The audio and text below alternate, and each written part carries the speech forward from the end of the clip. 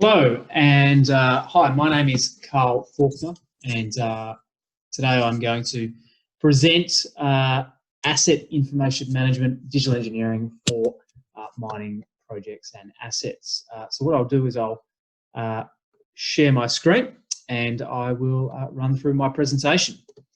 So I just need to work out, share my screen, fantastic. Okay, so hopefully you can see my screen now. I'm just going to jump in. So as I said, today I'm going to be talking about asset information management, integrated digital engineering for mining projects. So first of all, I just want to thank BIM Africa for inviting me in to present today. Fantastic opportunity, and I really feel honoured to have this opportunity to present this topic. So just a little bit of background in regards to myself. So currently I am the client success manager within the APAC region for a technology and software company called iConstruct. So just a little bit of background in regards to myself.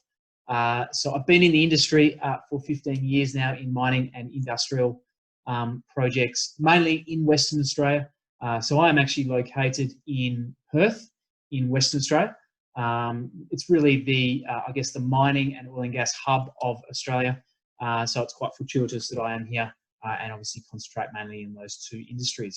I spent a number of years at BHP where I deployed an asset information management system for BHP Iron Ore within the operations. So that was quite a success. And the case study that I'm going to talk about today is mainly around that project and that client, for example, that we rolled that out. In recent years, I've worked with iConstruct and I've really been looking after the APAC region from Australia and Asia across to Africa and the Middle East, and really introduced new markets, especially in Asia and Africa, and we're obviously looking to grow that further. I've had multiple roles, including a design manager at BHP all the way through to the client success manager, obviously, that I am in now with iConstruct. So being obviously on the asset owner side, but also a service provider, both in services and obviously a product and software and technology as well. And more recently, we played a key role in BHP's new mining project called South Flank, and more so in the model data standardization and module reporting component, which was a key deliverable as part of that project, because there were actually no drawings to their drawing sheets as part of the project. It was actually a 3D digital delivery, and obviously we assisted, and I assisted quite heavily within that project as well. So just below, you can just see a few of the clients that I have worked with over the past few years. So, you know, the likes of BHP, as I've mentioned before, Woodside, as well in the oil and gas space, Rio Tinto and FMG, who are the other major iron ore miners here in Australia, but also at the general contractor level as well.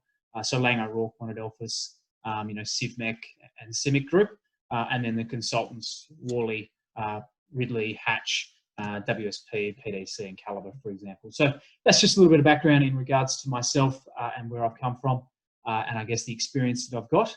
And I guess more importantly, how I have a good understanding when it comes to mining, but also digital engineering within the assets and the operations, and how we can move from the project and the concept stage of that project within digital engineering and BIM all the way through the asset management and operational side of things, and the importance of doing it right and really strategizing and understanding how we set it up correctly to achieve those outcomes in the operations and asset management stage of the project.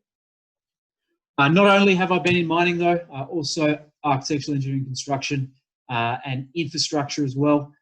So I've had quite a broad spectrum of projects that I've been involved in over the last few years and thoroughly enjoyed the opportunity to take different BIM, I guess, workflows and strategies and ideas from the AEC market and the infrastructure space across to mining, and vice versa as well. A lot of opportunities for synergies across the different industries, you know, and I think the different industries, especially mining, can learn a lot from a lot of the lessons learned within the AEC space within BIM and digital engineering, you know, and they are starting to adopt a lot of those processes now. Okay, so let's jump into what I was going to present today, and that is around asset information management and how we can transition from a project into the operational space, and really what the value is and why we should do that. One of the studies that I was reading on recently within the UK was around where we should actually look at market opportunities moving into the future as we transition off CapEx projects and into the OpEx space. And really, obviously, it's the operations. The real return on investment, the real opportunities with BIM aren't necessarily within the planning and execution phase of the project, even though we do heavily invest in technologies and services within that space for BIM and digital engineering. But the true return on investment, from many different studies, is within the operational space and the true life of that asset. And that can't be said enough for mining and oil and gas assets as well. They're production style assets. They need to be producing, they need to be reliable, they need to be running. And the only way they can do that is if they have an accurate understanding of what their asset looks like and how it looks like as well. So I won't be talking about digital twin today. That's obviously the next stage in which we can move into from an operational perspective. However, we need to understand how we get the digital asset across from a project space all the way into the operations before we can even explore the digital twin opportunity, in which we get even higher significant returns when we move into that space. So a little bit in regards to the transition, I guess, from a 2D analog world into a 3D world. This is a fantastic graph and chart, and it's a little bit confusing, but what it does explain is even by doing BIM poorly and executing it poorly within a project, we're still going to achieve a better outcome than more traditional methods in a 2D space well. So the reality is that even though we have to make that shift from an analog, traditional delivery in a project into a digital space, and that can be quite a significant change and adjustment for a lot of contractors and consultants and asset owners, for that matter, who are jumping into that space. It is still worthwhile, and it is still a worthwhile investment. And there have been many studies done to understand, even though companies in the initial phases of trying to explore and understand how they can move into a digital execution of a project, they may still do it poorly initially. However, no doubt they're going to see higher returns from doing it poorly instead of doing it well within the traditional method. So we are seeing that block shift. There have been many studies done showing that there's significant returns and significant value in providing a digital delivery within a project in a more integrated environment poorly, and then giving us that cultural shift and that, I guess, continuous improvement platform to allow us to grow and actually even get more out of it within the LOD 500 and the operate and maintain space. So I think that's quite interesting just to talk to. Many clients and asset owners are very hesitant to jump into a digital delivery for their projects, especially if it's the first one. They haven't done it before. They're not necessarily sure if they'll do it well. We're always striving for that 100% quality, which is completely understandable. The reality is the first few projects may not be correct and may not be 100% done well, but we'll still find that they'll execute better and there'll be much more value than the traditional methods. And that's really what we're talking about here, I guess, is by integrating the project delivery and the project management structure of the project, we start to understand that it is just a seamless flow from design into operation. Data is an important component of that, and understanding how we can integrate data into that space, but also leverage that as we move through the different stages of that project and of that digital delivery. So from design data and IC data all the way through the fabrication and installation component, creating work packs within the digital space, and then obviously as building, and then creating that digital asset or that digital twin within the operational space. So it's important to understand that there is value in starting at the design phase and actually looking at the higher return on investment throughout the asset life cycle or the project delivery life cycle, and more importantly in the asset management phase of the project as well. And that obviously just talks through how traditionally we have done it within a linear fashion, creating shop detail models and design models, pushing it into a model interface, then creating schedules and project controls and material tracking databases to execute a project, all the way through to operate, and creating document management systems, for example. And it's all stepped through in a very linear fashion, and not necessarily integrated, and nor is it connected, and nor is it intuitive. And that's really where we start to look at how we can introduce a more integrated data environment. We're really seeing clients approach project delivery and digital project delivery in this matter.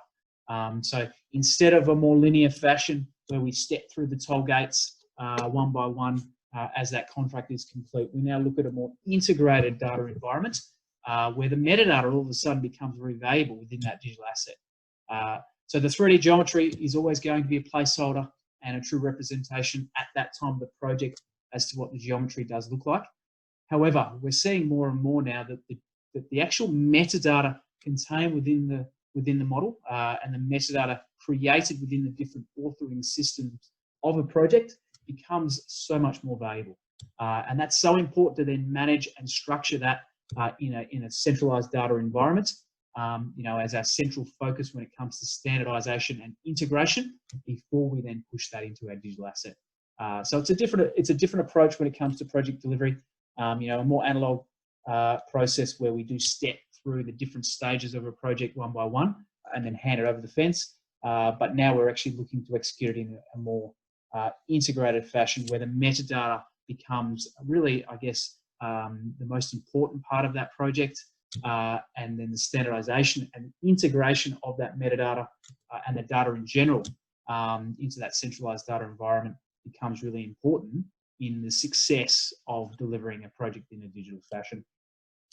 So that's more so from a metadata perspective, but then from a geometry perspective and a model perspective, it's really no different. So we still have our authoring tools through the design phase and the construction phase of a project, of course, and they will never change. They're very important from a scheduling perspective, from a material tracking perspective, and a work management and doc management. They will always be important components. However, models do change as we move through the design and construction process, and that's where we need to understand how we manage the change of the metadata as we transition from design models across to shop detail models.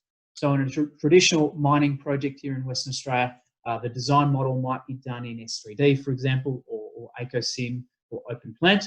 And as the design progresses through 30%, 60% design review, the shop detail models start to be created from the shop detail contractor, and they will then start to phase into the federated model, and the design models start to phase out.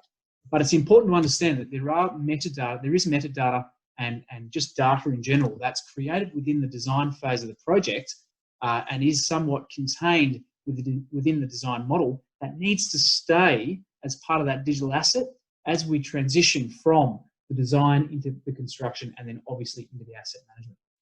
And the only way we can do that is by introducing a centralized data environment, an SQL database, for example, in which we push metadata from the design model into that database environment.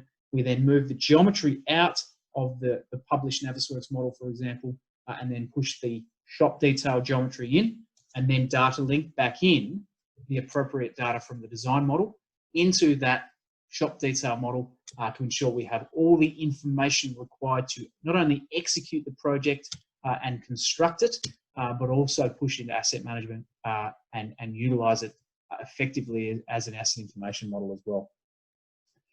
And this is really where we start to talk about how we actually manage and structure the model. So in a traditional sense, models that we've received have come in all different shapes and sizes, as you could imagine. Models are created in all different CAD and BIM packages. However, that's not necessarily how they would like to manage the data, and it doesn't make sense. So without standardizing selection trees within Navisworks, for example, or standardizing geometry structures and file formats, and we appreciate there is an IFC standard and structure there. However, it doesn't necessarily make sense when executing and managing a project through the design, the construct, and the asset and maintain a stage of the project. So this is where we start to really look at standardizing and simplifying the selection tree, for example.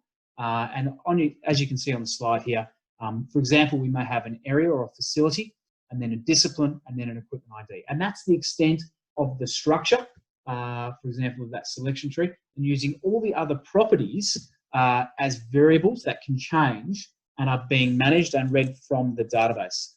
So it's important to understand the geometry structure is something that won't change and is somewhat fixed throughout the project lifecycle. And that's typically quite straightforward and quite simple, in just ensuring we identify the equipment tags and the discipline associated to it, for example. But then all the other properties, area, system, subsystem, installation work pack, flocks, any other information that is considered a variable should be managed within a database and then integrated into that model and published onto that model at certain times or on a routine, regular basis, for example. So, by minimizing the effort required in managing metadata within a model, when we look to change out the geometry, it's much more straightforward and much more simplified. And there's much more rigor and control around managing metadata within an within a database than in a model itself. And that's something we've definitely found in our industry here,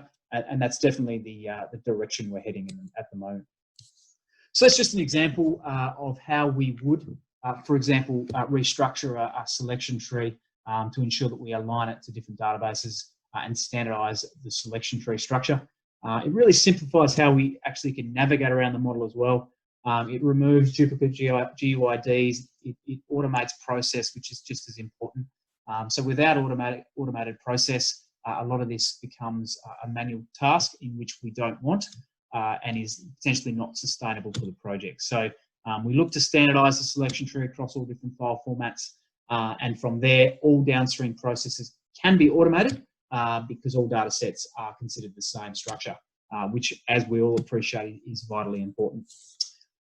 Okay, so what I'm going to talk about now is the specific example we ran with BHP, but also some background as to why it was so important to introduce a good asset information modelling system for that client and for those assets. And this is just a bit of an overview in regards to why, or our initial scope, I guess. It was very broad, but this was our initial scope as to why we thought it was a good idea to introduce. It was really to introduce a 3D model interface. A lot of the guys on site and a lot of the maintainers on site and engineers, for example, were more familiar with the 3D model and the physical asset than 2D drawings and a drawing management system. And because of that, we thought a 3D model interface made much more sense when interrogating data associated to the plant, and hence the 3D model interface made sense. We wanted to make sure that we provided a continuous, or set up a continuous improvement platform. We needed to set a certain level to ensure that we understood that we weren't going backwards. We had to only improve from that place or that space. And we needed the framework in place to do that. And that's really what this asset information management solution did. Material tracking was obviously an important part of it as well, is to visualize materials, whether they're on site, whether they're ready for a shutdown, for example. And that goes with 4D schedule integration as well. So having the ability to plan more effectively and schedule more effectively shutdowns and project work within that asset. And obviously we could only do that within the 3D model environment. Integrating with external and internal database links as well. That was obviously an important component. So having the ability to select an object in a model and then navigate to, for example, the work management, so ERP or SAP system, the work order and the notification, but also the drawings and the design data associated to that as well. So that was an important component. Inspection management and asset integrity capability. So the ability to walk out in the field with a mobile device, identify hazards or identify defects within the plant, capture that and then feed that back into a centralized data system as well. And then obviously an easy to use simple interface. We had users from, the apprentice boilermaker and fitter down in the workshop, all the way up to the GM of site using this tool, and we needed to ensure that it was a simple, easy to use solution to navigate and access as well. So, what were some of the roadblocks in regards to operations? And why couldn't they do their work at the time? And really, what was the driver behind introducing an asset information modelling system? So really, the number one thing was unable to locate the right documentation at the right time. You know, wasting hours and not having much confidence in actually getting the right document at the right revision, for example. You know, there were many different drawings and documents on C drives and local machines, not necessarily people accessing it from a centralized environment, simply because they didn't understand how to access the data. You know, the drawing management system was a little bit archaic. You know, you needed to understand the drawing numbering convention. However, when we introduced the new solution, they didn't need to worry about that so much anymore. They just needed to select the object that they wanted the drawings and the documents for. Non-centralized, obviously, from a safety perspective, was also a strong consideration. So, for example, you know, if maintainers didn't get the right data at the right time, they could have made a decision that was potentially putting people's lives at risk. So that was a strong consideration. And then probably the last one was that was probably just as important, was unable to schedule work properly for people, equipment and time. So without the right documentation and data at the right time from a centralized data environment, all of a sudden people were making the wrong decisions and not scheduling correctly. And so there was a massive opportunity to optimize work, whether that be within a shutdown space or whether that be in a maintenance and project space, because they didn't quite understand the variables associated to that activity correctly. And that's really what we're talking about here. So as we transitioned from an LOD 300 model into an LOD 500 model, so we moved from a really conceptual style model that was used for the construction of the project, you know, into a true asset information management solution or asset information model. It allowed us then to find the right documentation at the right time, schedule work correctly based on the data that is required, you know, efficiently optimize work based on data available, you know, and really the most important thing that we did find from this was encouraging people on site to contribute back to the management of change process. You know, one of the big issues in the legacy plant was when there was a change within that asset, it wasn't necessarily fed back to the engineering team. So therefore, there wasn't an effective management of change process put in place. By introducing the 3D model interface, by introducing the asset information management solution, all of a sudden, everybody felt as though they were able to contribute back to that MOC or the management of change process. So there's a massive cultural adjustment when it came to how they contribute back to the integrity and the reliability of that digital asset, and they really understood the value of it. You know, next time a planner, for example, or an engineer went to the machine and had a look at it, you know, they wanted to make sure they were also accessing the right information and the right data. And if they didn't feel that was the case, they'd feed back and contribute back into the MOC process to update the drawings, the models, and the documentation associated to it. So that was probably one of the big advantages, was the cultural shift within the MOC process as well. And really, how do we achieve that? You know, so from, and what were the real drivers and what were the real benefits of actually introducing this system? You know, from a planning perspective, you know, progress visualization, you know, material tracking, reporting, you know, exporting out material takeoffs. You know, there were so many opportunities, but so many advantages of introducing this asset information modeling or management solution. You know, but one of the most important things that I found was leveraging data for future technologies. So introducing a platform that we could then continuously improve on. And as new technologies are introduced into the industry and become potentially more affordable or whatever that might be, then they can be added on to that, I guess, suite and that solution to ensure that not only is the client and the asset staying up with the latest technology, but they're set up to easily transition to the next stage when it is the right time and when financially or economically it makes sense. So integration is the key, and that was really the most important thing that we found. You know, integrating with schedules, for example, to visualize shutdowns and understand, you know, how we can plan shutdowns more effectively. And this is where we start to really look at the return on investment component of it. At the end of the day, there's no real value and there's no real reason to execute a project like this unless there's a true return on investment, and it can be somewhat calculated. You know, and a 4D schedule component was an easy way of calculating a return on investment, in that we could potentially optimize and reduce time within a shutdown and get the production and the feed back online much sooner, because the planners had the ability to integrate not only the schedule but also the model within the space as well. So I can't stress enough, there was a strong presence around the shut optimization component of it. Creating executive dashboards, for example, color coding based on status, all these things where we couldn't have done without an integrated data environment with an effective 3D model interface. And I'm sure everyone's heard this all well before. We've spoken about integrated material management and part availability, ensuring that the right part within a shutdown is on site at the right time to execute that work order.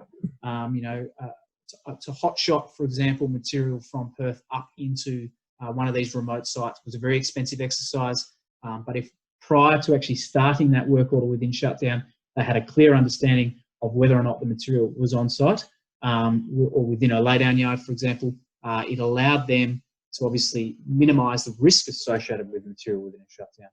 And as I've spoken a number of times before around the continuous improvement platform, moving and transitioning away from a paper-based analog work process, and going to paperless work orders, paperless work instructions and planning and setting up, work instruction videos and introducing training and simulation scenarios as well. The opportunity to optimise whether that be resource requirements on site all the way through to learning and having the ability to share those experiences globally with our other assets as well. And then one of the big things, obviously, that we did look at as well was training, and creating videos, for example, not only for training activities, but also project activities, optimization activities as well. I might just speed that along. So this was just for a reclaimer at one of the ports. They had to replace one of the chutes. So something like this really gave the guys a better understanding of what the activity was involving, especially the blue-collar workers. And then it gave, at the start of a shutdown, for example, it gave the supervisor an opportunity to play this video, engage with their blue-collar workers, and give them an understanding of the hazards, the risks. And we found there's much more engagement from the crew in asking questions, trying to understand other hazards, and identifying other opportunities in ways we could work more smarter and more efficiently. So, one of the big drivers and one of the big benefits was the opportunity to increase the engagement with the general workforce, and introducing this 3D model interface, introducing a more interactive environment at the operational coalface allowed us to really achieve that, and that was one of the massive advantages. Okay, so let's talk about the specific case study, which was at BHP Iron Ore and a site called Area C up in the Pilbara in Western Australia. Very remote site. I spent a number of years there. You can see the image that I have on the slideshow here, a slide deck. Sorry. It's quite an old asset. There was a mix of new models for the interface and also existing, in which you can see we actually just block model. So one of the big questions that we did get, and a little bit of pushback we did get, was around, well, not all the digital asset is a 3D model. Some of it are 2D drawings as well. And that was perfectly fine. So what we did is we just block modeled those assets. You can see some conveyors there. We block modeled those assets to represent the equipment or represent that tag. And then we still had the ability to append properties onto those objects and then integrate and connect those with the different associated databases. So it wasn't necessarily all about having the best, most accurate, up-to-date geometry within the interface. It was more so around making sure we had all the tags covered within that asset and they represented the actual object out in the field. So it's not ever going to be a true geometric representation of the asset, and I don't think it's viable to actually try and achieve that from a modelling and an effort and a labour perspective. It's more so effective to manage the tags and ensure that all the equipment tagging is contained within that interface. And from there, if the geometry is incorrect, it's not the end of the world. They can then integrate that with the other existing databases. And then what we found, as a CapEx project rolled along or as an OpEx project rolled along within that site and within that asset, within an area potentially that didn't have a detailed 3D model for it, they would actually detail the model for that through the project, and then we'd federate and we'd bring that model and that area back into the overall model to update the geometry with more detailed geometry, for example. So that we definitely didn't allow that to limit, and I would recommend that for every site as well. Is to definitely not limit your opportunities within an asset information modelling management system because you don't feel like you have the most up-to-date geometry. At the end of the day, there are many different ways and means around that. So really, what was the big driver there? So, and what did we do? We introduced the 3D model interface and platform. We introduced a strong management of change process to ensure that data was maintained and up to date on a regular routine basis as the physical asset was updated. Structure and standards, believe it or not, wasn't really a thing. So introducing structure and standards, obviously that single point of the truth was very important as well, and introducing a common interface for all within the site to access, and also remote workers down in Perth. Quick data access data quickly. An easy to use interface was very important. As I mentioned right at the start, there were boilermakers and fitters all the way up to engineers and CEOs using this. And because of that, it had to have a very intuitive interface. Streamlining design and construction processes through integrating shut schedules and project schedules into the model to visualize from a 4D perspective, obviously very important. And there was incredible value in introducing that. Linking to SAP, which was their work management system, and ProjectWise, which was their drawing management system as well. So from a click of a button, they could access, drawings, work orders, notifications associated to that functional location and that tag. And then visualizing material tracking, as I mentioned before. So, understanding what material is on site when in preparation for a shutdown or a project. So we achieved all that, massive success. In the first year, we actually calculated a $416,000 man-hour saving, purely based on reduced requirement and hours saved in locating drawings and documents and data. A huge opportunity there once you actually do the calculations and set up the metrics in place. You do understand that there are huge savings just from a labour cost and an efficiency gain by introducing a centralised data environment that allows a common interface of a graphic, for example, or a 3D model, and an easy, more intuitive way of working in accessing drawings, documents, and data associated to the physical assets. So, as I said before, a massive contributor was the MOC process and introducing that to ensure that we increase the efficiency and the accuracy of the geometry and the data and the digital asset. And by doing that, we inherently increase the safety and the awareness of hazards within the plant as well. So, this was the problem statement, I guess. Currently outdated technical document control system. There were no navigation tools around the plant. There were no access to shop detail drawings as well. A lot of these assets are fabricated assets, so therefore the design drawings weren't necessarily enough to maintain and manage a lot of the steelwork and the piping, for example. So they still needed access to shop detail drawings, and this solution allowed them to connect the two together quite easily.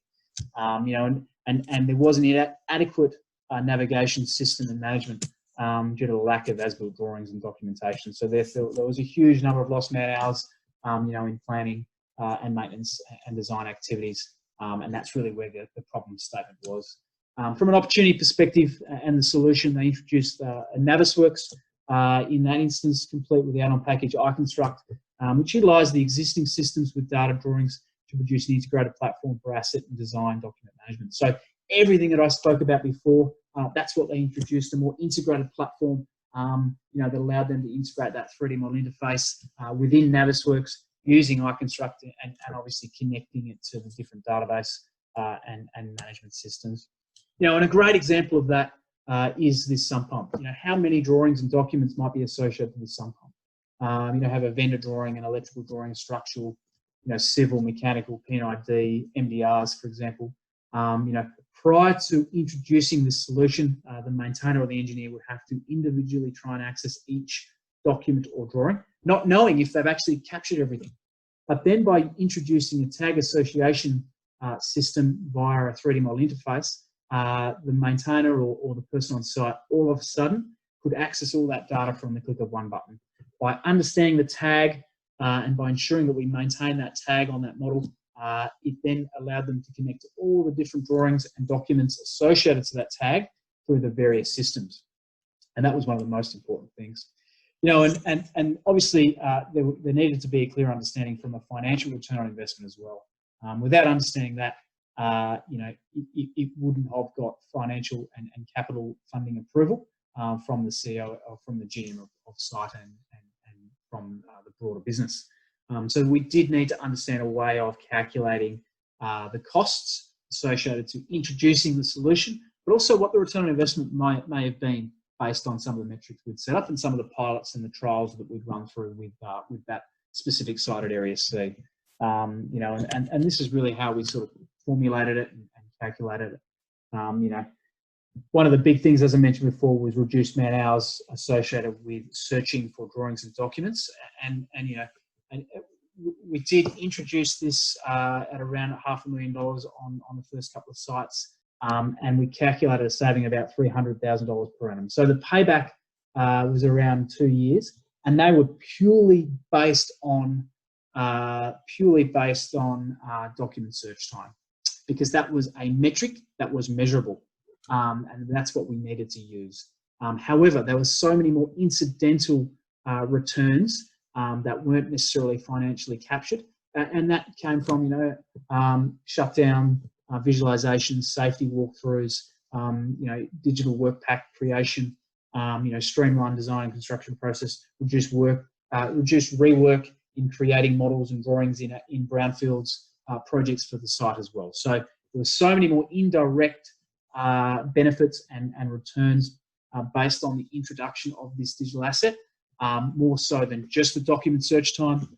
However, we found that the document search time and the data search time, you know, and introducing that via a tag association, but through our 3D model interface, was the clearer and easiest and most precise way of calculating an accurate financial return on investment.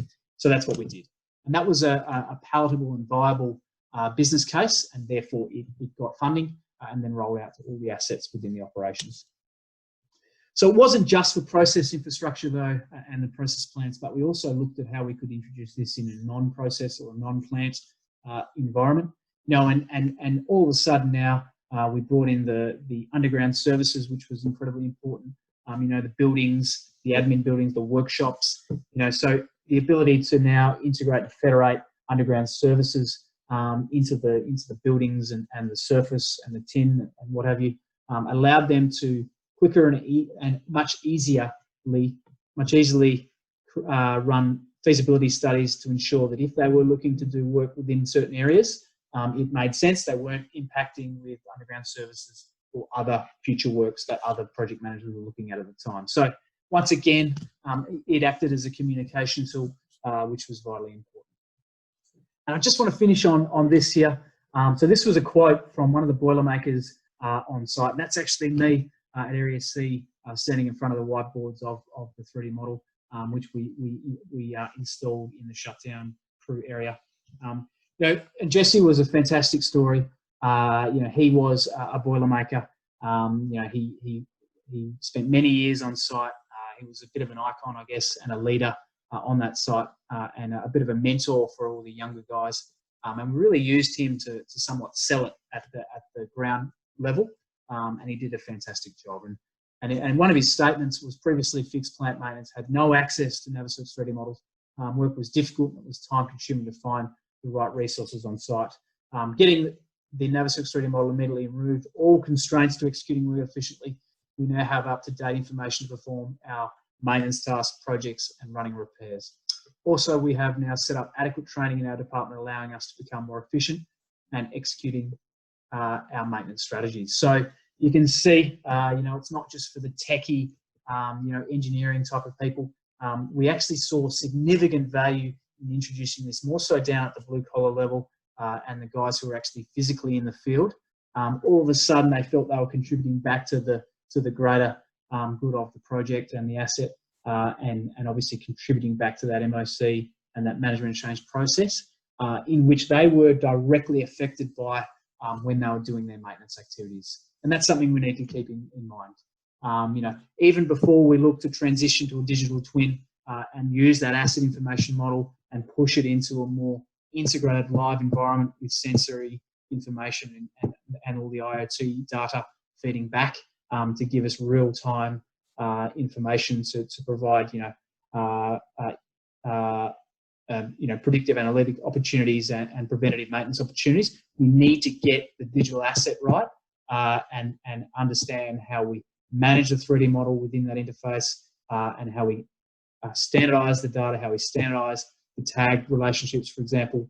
And by doing that, it gives us an opportunity to easily transition across into a digital twin space because we've got all the systems and the structures set up. And that is it. So thank you very much for your time. Thank you for attending my presentation, and I look forward to any feedback and hearing any questions you may have. So thank you very much.